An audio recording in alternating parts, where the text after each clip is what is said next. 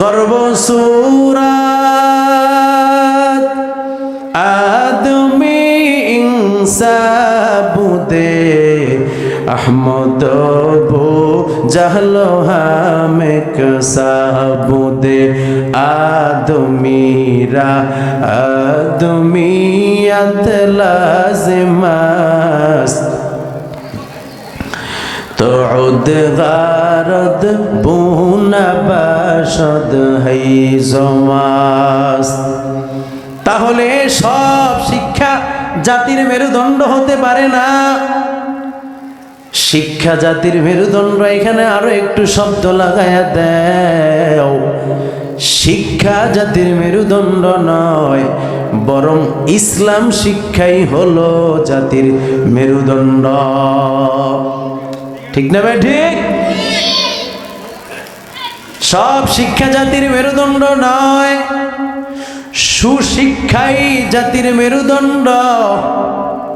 আজকে বড় বড় উচ্চ লেভেলের ডিগ্রি নিয়ে সরকারি চাকরি করে অফিসে চেয়ার পেয়ে কোটি টাকা আত্মসাৎ করে বিদেশে পাচার করে দেয়, হাজারো মানুষকে খুন করে ঘুম করে কোটি কোটি টাকা গোপনে ব্যাংকে পাচার করে দেয়। এরা অশিক্ষিত কেউ না, এরা আমার দেশের জাতীয় শিক্ষিত বাটপার। ঠিক না ভাই? ঠিক।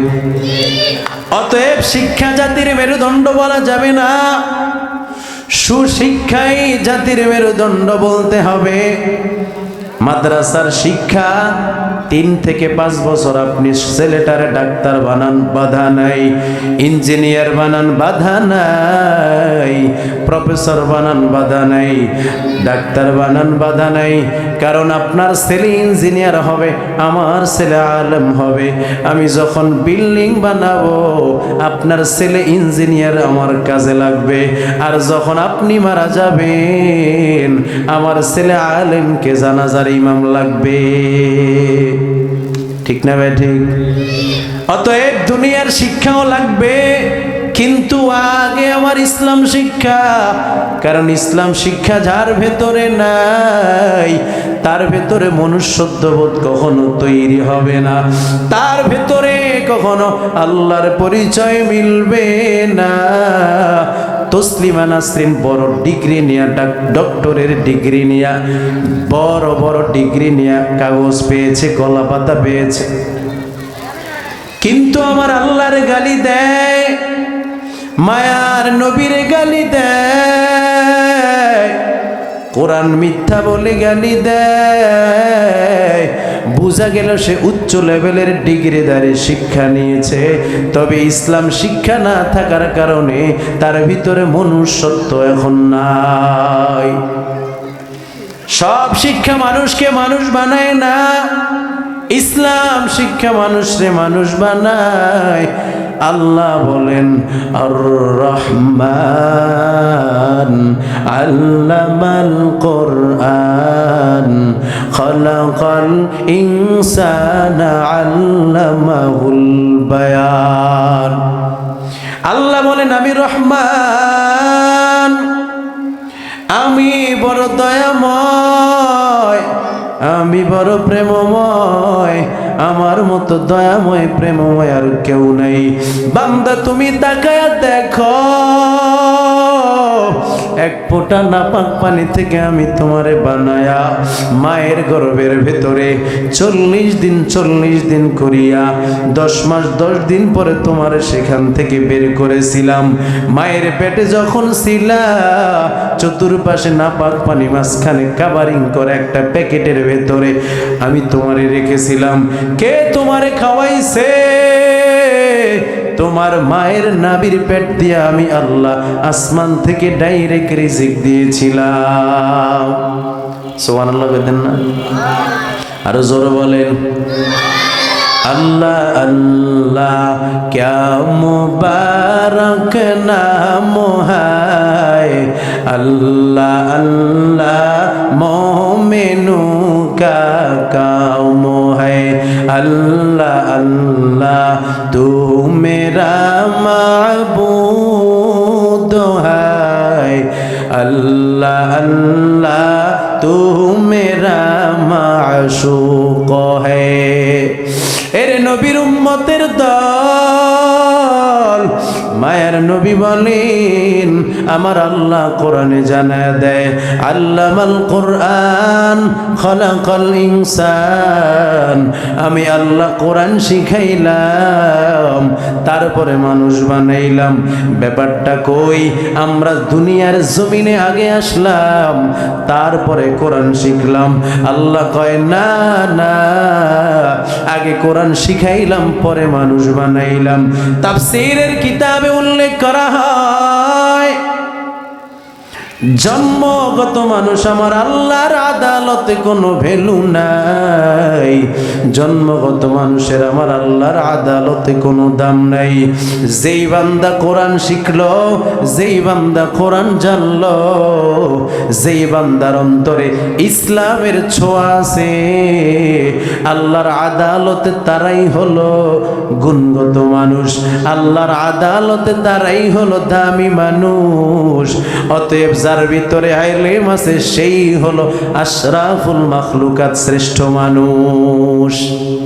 সুবহানাল্লাহ বলেন না? জোর বলেন, জোর বলেন। মেরা এজাজু করদান বেহিসাব, খলকেরা দাদন জওয়াবে বাসওয়াব, হক না দারদ দুস্তে খলকা জারেরা, নিস্তে ই খাসলত একে দিন দারেরা। এর নবীর উম্মতের দল, এই জন্য হযরত আলী মাদ্রাসায় তালিমুল মুতাআল্লিম একটা কিতাব পড়ানো হয়। ওই কিতাবের মধ্যে হযরত আলী ছন্দাকারে কবিতার সুরে বলেন, রাজিনা কিসমাতাল জাব্বার ফিনা, লানা ইলমুন ওয়ালিল আ'দা ইমালুন, ফা ইন্নাল মা لا يفنى عن قريبي وإن الماء يبقى لا يزال। হযরত আলী বলেন, ও আল্লাহ তোমার বন্টনে আমরা খুশি, তুমি আমাদেরকে ইলম দিয়েছো, তুমি আমাদেরকে জ্ঞান বিদ্যা দিয়েছো, বেঈমানকে তুমি সম্পদ দিয়েছো, আমাদেরকে দিয়েছো জ্ঞান, আর বেঈমানকে দিয়েছো ইলম, বেঈমানকে দিয়েছো সম্পদ। সম্পদ মানুষকে জালেম বানায়, ইলম মানুষকে দয়াবান বানায়, সম্পদ মানুষকে কৃপণ বানায়, ইলম মানুষকে বড় দানশীল বানায়, সম্পদ মানুষকে বখিলতা শিখায়, আর জ্ঞান মানুষকে অন্তর বড় করতে শিখায়।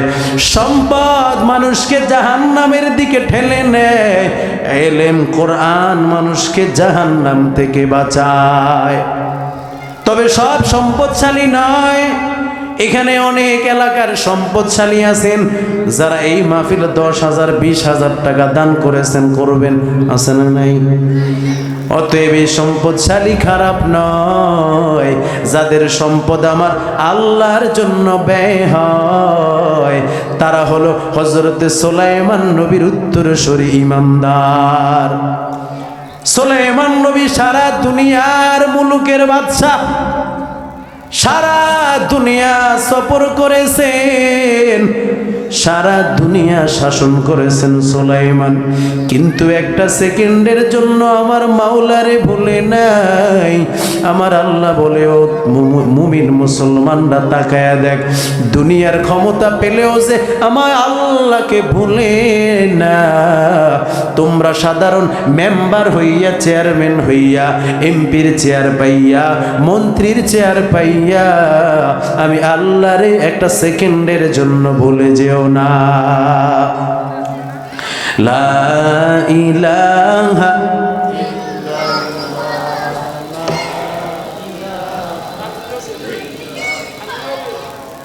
জবান খুলে জোরে,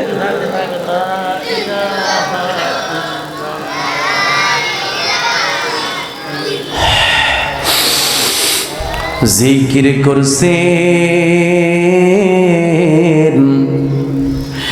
ইব্রাহিম নবী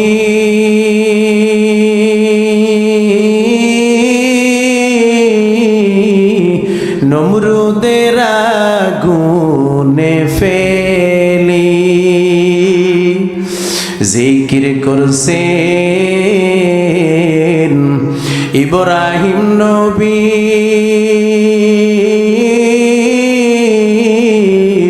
নমরুদের আগুনে ফেলি আগুন হইল ফুল বাগিচা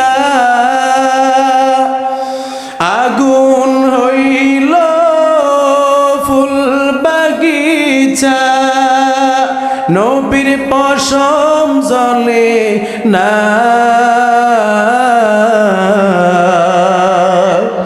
हमेशा जिक्र करो मुमिन गाफिल थाई कोना हमेशा जिक्र करो मुमिन गाफिल थाई कोना जिक्र करसेन मूसा नबी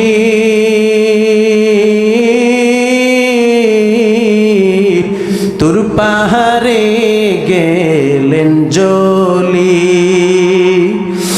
जिकिर करसेन मूसा नबी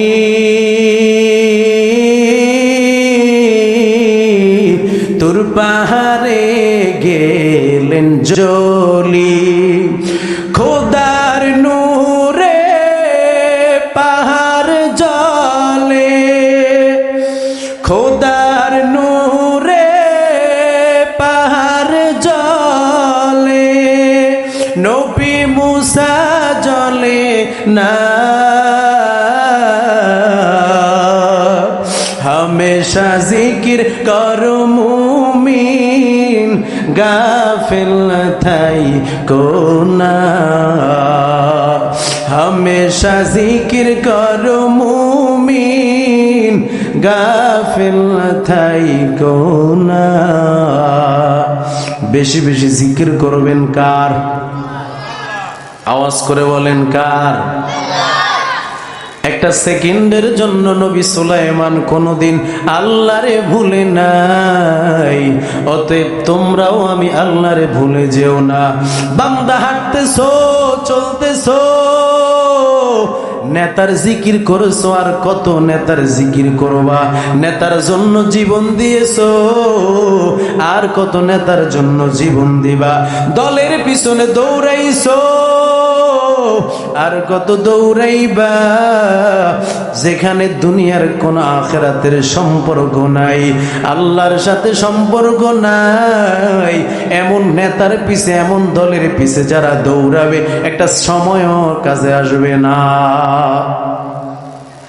এমন জায়গায় সময় দাও যেই সময়টা আমার আল্লাহ আমল নামায় লিখে নিবেন কাজে লাগায় নিবেন এর নবীর উম্মতের দল হযরত আলী বলেন আল্লাহ আমাদেরকে ইলম দিয়েছেন আল্লাহর বন্টনে আমরা খুশি বেঈমানদের সম্পদ দিয়েছেন বলে এখানে একটা মজার রহস্য আছে কি রহস্য বলে ইলম কোনোদিন শেষ হবে না সম্পদ একদিন শেষ হয়ে যাবে বাংলাদেশের কিশোরগঞ্জের বড় কোটিপতি বাংলাদেশের এক নাম্বারের ধনী সিরাজুল ইসলাম কবরের বাসিন্দা হয়ে গেল কোনো আলোচনা নাই বান্দা সম্পদ শেষ মালিকের নামগন্ধ শেষ অথচ কাজী নজরুল ইসলাম একটা গরিবের বাচ্চা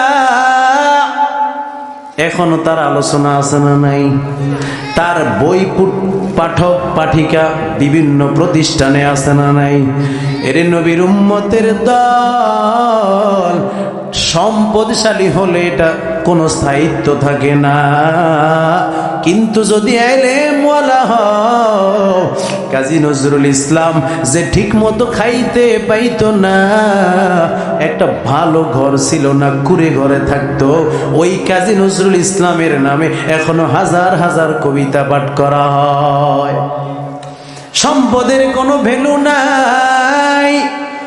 যেই কয়দিন সম্পদ আছে ওই কয়দিন সালাম, ওই কয়দিন আপনাকে সেলুট দিবে, এরপরে খবর নিবে না।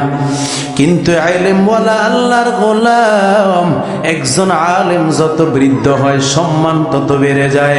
এমপি মন্ত্রী, বিএনপি বলেন, আওয়ামী লীগ বলেন, হুজুর একটু দোয়া করবেন, প্রার্থী হয়েছে, আছে না নাই? আছে না নাই? কিন্তু সম্পদশালীর কাছে গিয়ে দোয়া চাইছে দেখছেননি কেউ? হ্যাঁ, কোটিপতি সাহেব প্রার্থী হয়েছে, আমার দোয়া দেন, চাইছে কোনোদিন? সামনে সালাম দেয়, পিছনে থুতু মারে। ঠিক না ভাই? ঠিক। এই জন্য আগে এলেম, আগে আমার কোরআন, পরে হলো আমার সম্পদ। এর নবীর উম্মতের দল তাকায়া দেখে এই দেশের একজন ডিসি, 7 তলা বিল্ডিং এর মালিক, বৃদ্ধা মাকে রাস্তায় ফেলে চলে গেছে। ঢাকার খবর। কি ব্যাপার? 7 তলা বিল্ডিং, একজন মায়ের জায়গা হয় না, অথচ একজন মা 7টা 10টা পোলা বাইনরে কত কষ্ট করে লালন পালন করেছে, আছে না নাই? একটা মা বাবা, একজন মা একজন বাবা, এত সন্তান কষ্ট করে বড় করে, অথচ তোমার 7 তলা ভবনে তোমার বৃদ্ধা মায়ের জায়গা হয় নাই। বলে তার ভিতরে কোরআনের ইলম নাই। সম্পদশালী হলে মানুষ হয় না, ইলম না থাকার কারণে মায়ের সম্মান দিতে পারে নাই।